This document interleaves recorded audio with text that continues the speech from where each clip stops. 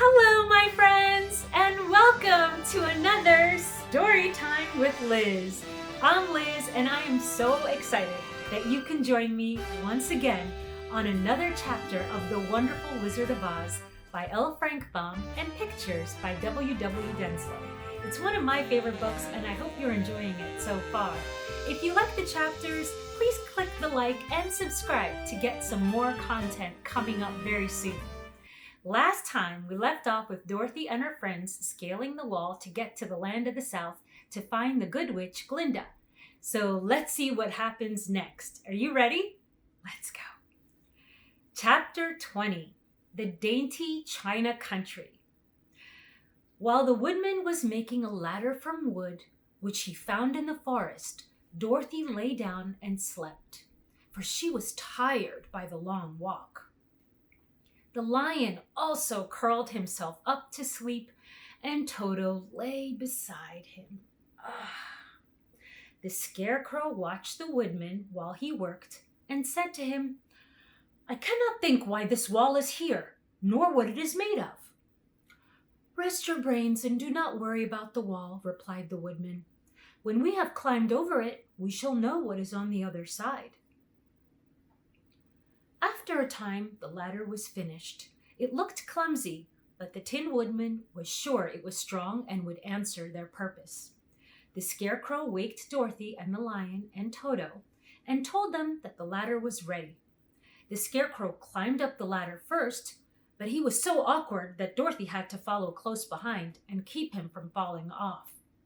When he got his head over the top of the wall, the Scarecrow said, "Oh my!"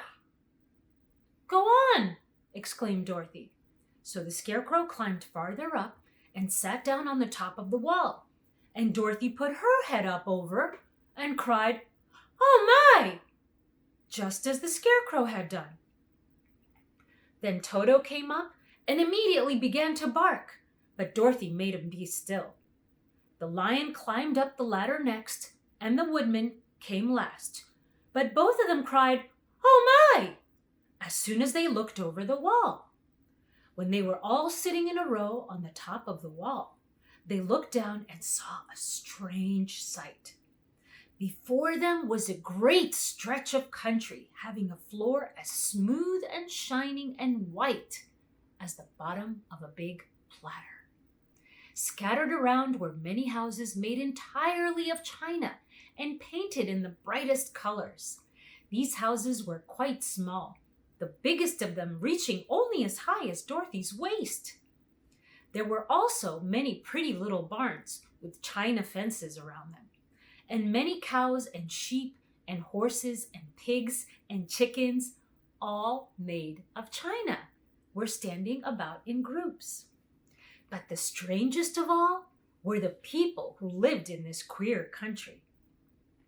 There were milkmaids and shepherdesses with bright-colored bodices and golden spots all over their gowns, and princesses with most gorgeous frocks of silver and gold and purple, and shepherds dressed in knee breeches with pink and yellow and blue stripes down them, and golden buckles on their shoes, and princes with jeweled crowns upon their heads, wearing ermine robes and satin doublets, with funny clowns in ruffled gowns, with round red spots upon their cheeks, and tall pointed caps. And strangest of all, well, these people were all made of china, even to their clothes, and were so small that the tiniest of them was no taller than Dorothy's knee. No one did so much as look at the travelers at first, except one little purple china dog with an extra large head, which came to the wall and barked at them in a tiny voice, afterwards running away again. "How shall we get down?" asked Dorothy. They found the ladder so heavy they could not pull it up, so the Scarecrow fell off the wall and the others jumped down upon him, so that the hard floor would not hurt their feet. Of course, they took pains not to light on his head and get the pins in their feet. When all were safely down, they picked up the Scarecrow, whose body was quite flattened out, and patted his straw into shape again.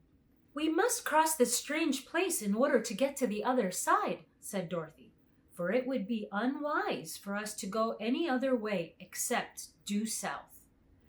They began walking through the country of the China people, and the first thing they came to was a China milkmaid milking a China cow. As they drew near, the cow suddenly gave a kick and kicked over the stool, the pail, and even the milkmaid herself, and all fell on the china ground with a great clatter.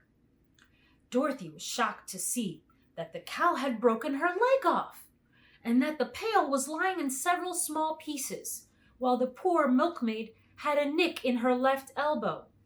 "There!" cried the milkmaid angrily. "See what you have done? My cow has broken her leg, and I must take her to the mender's shop and have it glued on again. What do you mean by coming here and frightening my cow?"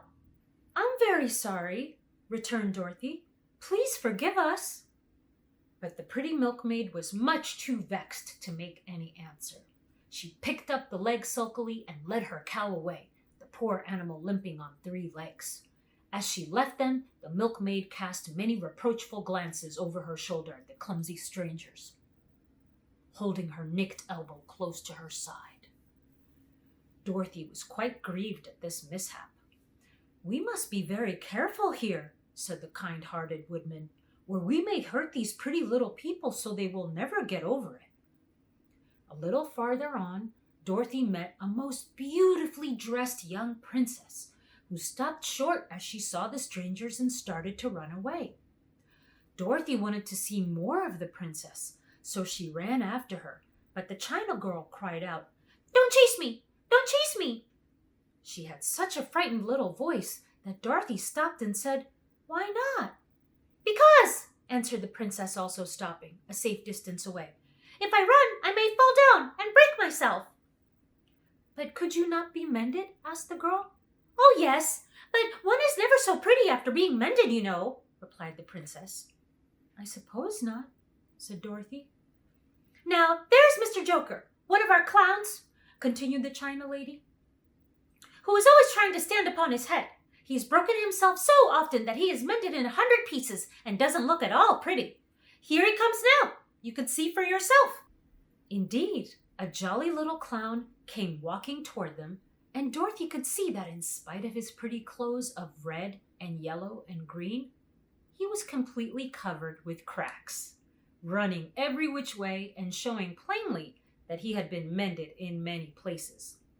The clown put his hands in his pockets, and after puffing out his cheeks and nodding his head at them saucily, he said, "My fair lady, why do you stare at poor old Mr. Joker? You're quite as stiff and prim as if you'd eaten up a poker." "Be quiet, sir," said the princess. "Can't you see these are strangers and should be treated with respect?" "Well, that's respect, I expect," declared the clown, and immediately stood upon his head. "Don't mind Mr. Joker," said the princess to Dorothy. "He's considerably cracked in his head, and that makes him foolish." "Oh, I don't mind him a bit," said Dorothy. "But you are so beautiful," she continued, "that I am sure I could love you dearly. Won't you let me carry you back to Kansas and stand you on Aunt Em's mantle?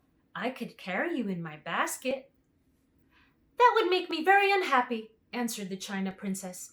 "You see, here in our country, we live contentedly and can walk and talk and move around as we please. But whenever any of us are taken away, our joints at once stiffen, and we can only stand straight and look pretty. Of course, that is all that is expected of us when we are on mantels and cabinets and drawing-room tables, but our lives are much pleasanter here in our own country." "I would not make you unhappy for all the world," exclaimed Dorothy, "so I'll just say goodbye." "Goodbye," said the princess. They walked carefully through the China country. The little animals and all the people scampered out of their way, fearing the strangers would break them. And after an hour or so, the travelers reached the other side of the country and came to another China wall. It was not so high as the first, however, and by standing upon the lion's back, they all managed to scramble to the top.